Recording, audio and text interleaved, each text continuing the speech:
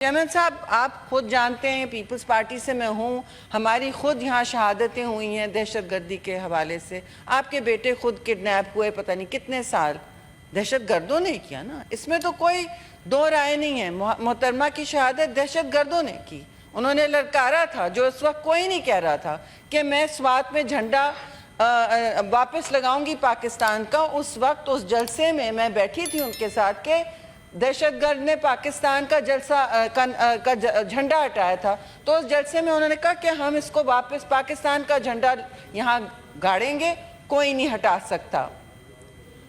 लेकिन उसके बाद क्या हुआ हम सब ने देखा, हमारे नेशनल एक्शन प्लान बने और पाकिस्तान ने वो करके दिखाया आपकी हुकूमत के दौरान।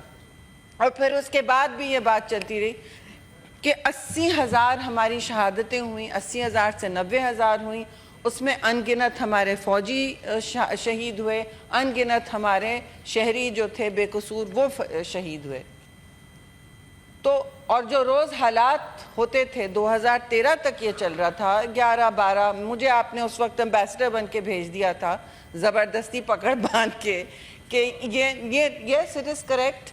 और उस वक्त पाकिस्तान सारे मुल्क, सारी दुनिया में खड़ा था अकेले, अफ़गानिस्तान की फ्रंट लाइन थी, उधर आपके फ़ौजी भी लड़ रहे थे, हमारे जवान शहीद हो रहे थे और हमारी सोसाइटी पेनिट्रेट हो रही थी अफ़गानिस्तान से।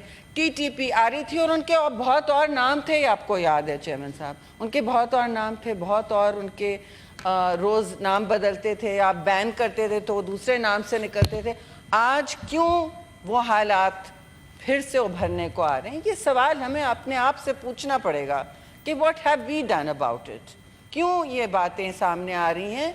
हमने काउंटर टेररिज्म के वो ऑपरेशन किए हैं पाकिस्तान में जो दुनिया में कहीं कामयाब नहीं हुए हैं। पाकिस्तान में एक्चुअली कामयाब हुए, जहाँ की कन्वेंशनल फोर्सेस नहीं जानती थी कि टेररिज्म के क्या एसिमेट्रिक वॉरफेयर क्या होता है, लेकिन सीखते सीखते सीखे और फिर एक वक्त आया चेयरमैन साहब कि हम अब नोटिस भी नहीं करते, जब अच्छाई चल रही होती है तो हम दूसरे मसलों पे पड़े रहते हैं, लेकिन दहशतगर्दी हमारी टीवी स्क्रीन से चली गई,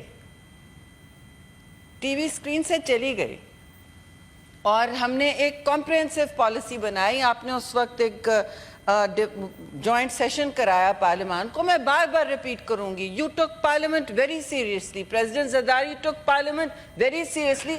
4 दिन हम खड़े रहे, आपने मुझे भी खड़ा रखा है जो इंफॉर्मेशन मिनिस्टर, 4 दिन आप हेल्प करते थे कुछ सवालों के साथ, आप खुद वहाँ बैठे रहे थे, जॉइंट सेशन क्लोज सेशन चलाए, उसमें सबको सेटिस्फाई किया, सारे ऑपोजिशन को आपने सेटिस्फाई किया था ना?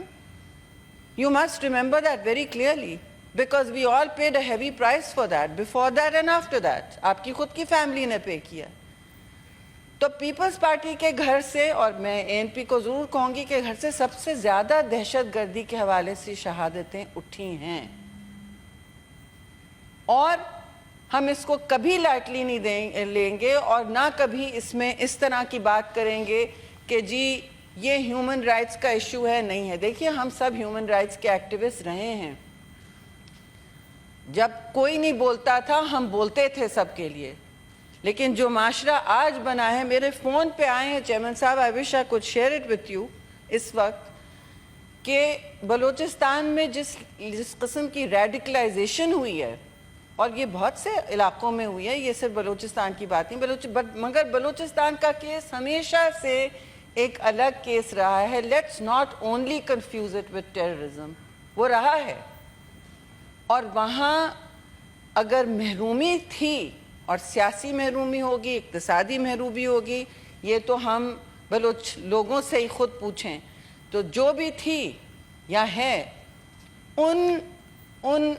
उस पानी में, उस गदरी झील में आपके हमसाए ने जो गन डाली है, जो जहर खोला है, वो अब नज़र आ रहा है। मैं कभी ह्यूमन राइट्स को कंफ्यूज नहीं करती चेयरमैन साहब, I will pay with my own life for it, मगर मैं कभी नहीं कंफ्यूज करती with a person who is got an Indian flag right now. Modi का फ्लैग लेके खड़े हैं, ट्विटर पे डाल रहे हैं, उनका नाम है उस पर, अपने अपने नामों से डाल रहे हैं, یہ بغاوت ہے ملک سے. اسے ہیومن رائٹس ایکٹیویزم نہیں کہتے ہیں, یہ ملک سے سراسر بغاوت ہے.